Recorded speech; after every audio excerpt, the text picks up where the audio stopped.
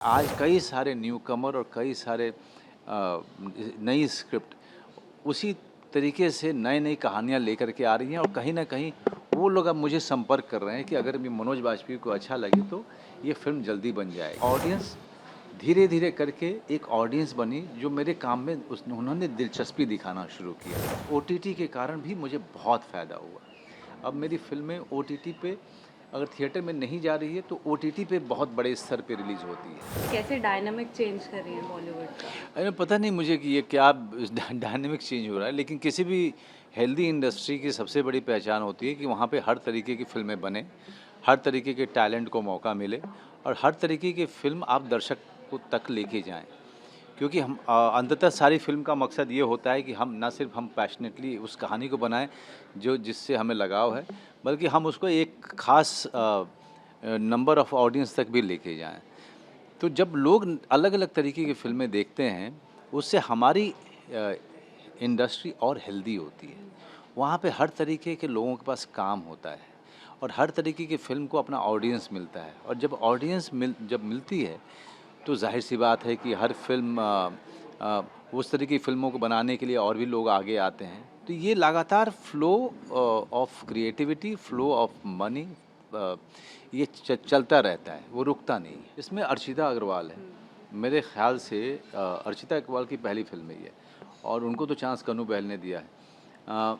लेकिन उसने इतनी बढ़िया परफ़ॉर्मेंस की है, ऐसा लगता ही नहीं है कि उसकी पहले ऐसा लगता है जैसे ये उसकी 30वीं फ़िल्म है, 35वीं फ़िल्म है। तो इसका सबसे बड़ा श्रेय जाता है डायरेक्टर को जिसने उसके साथ और सारे एक्टर्स के साथ हमारे साथ वर्कशॉप किया और हमें पूरे तरीके से हमारा हाथ पकड़ करके वो आगे लेके चले। जब नए एक्टर्स आते हैं तो एक नई एनर्जी आती है, एक नए तरीके की परफॉर्मेंस आपको देखने को मिलती है और जब वो आपको सरप्राइज़ करते हैं जिनका कोई नाम ना हो तो वो सरप्राइज़ बहुत बड़ा होता है। अरे मैं अपने अपने केस में देख चुका हूँ। तो एक नया एक्टर नई एनर्जी और नए तरीके का उत्साह लेकर के आता है और वो फ़िल्म में हमेशा फ़ायदा करता है और फ़िल्म के लिए हमेशा फ़ायदेमंद ही होता है। आप अपने स्क्रिप्ट भी ढूँढ रहे हैं, कहानी भी ढूँढ रहे हैं और डायरेक्टर भी चूज़ कर रहे हैं। राइट। आप न्यूकमर ये निडरता कैसे आती है? क्या विश्वास होता है जब आप नए डायरेक्टर के साथ काम करते हैं? देखिए नीरज क्या है कि जब आप एक 15-20 साल एक इंडस्ट्री में रह चुके होते हैं और 15-20 साल रहने के बाद मैं 10 साल पहले की बात कर रहा हूँ, मुझे इस बात का एहसास हुआ कि इंडस्ट्री में उस तरह की चीज़ें नहीं लिखी जा रही है जो मैं करना चाहता हूँ। उस तरह के डायरेक्टर्स मुझे नहीं मिल रहे हैं जो मेरे ऊपर में पूरा भरोसा कर पाएँ या कोई नई चीज़ मुझ तक लेके आ पाएँ। हमेशा वो सिर्फ़ मेन स्ट्रीम की फ़िल्में या उनमें विलेन का रोल। तो मुझे इस बात से बड़ी नफ़रत होती थी कि यार मतलब विलेन का ही रोल क्यों? कोई और रोल क्यों नहीं? क्या हम कोई और कहानी नहीं लिख सकते? तो मुझे वो लोग ढूँढने थे जो मुझे लेकर के अपनी फ़िल्में सोचें या कहानियाँ सोचें। तो उसके लिए मुझे डायरेक्टर ढूँढने थे। मुझे उन डायरेक्टर्स की स्क्रिप्ट को पढ़ना था। उसमें से एक स्क्रिप्ट लेकर के फिर मुझे उस फ़िल्म को बनने में मदद करनी थी। फिर उसको फ़िल्म को बनाने में मदद कीजिए, फिर उस फ़िल्म को बेचने में मदद कीजिए, फिर उस फ़िल्म को थिएटर तक लेके जाने में आप कोशिश कीजिए। तो उसमें मेरी मशक्कत बहुत थी और आप लोगों ने देखा है वो दौर मेरा कि मैं अपनी फ़िल्मों को ले करके मैं भटकता रहा हूँ।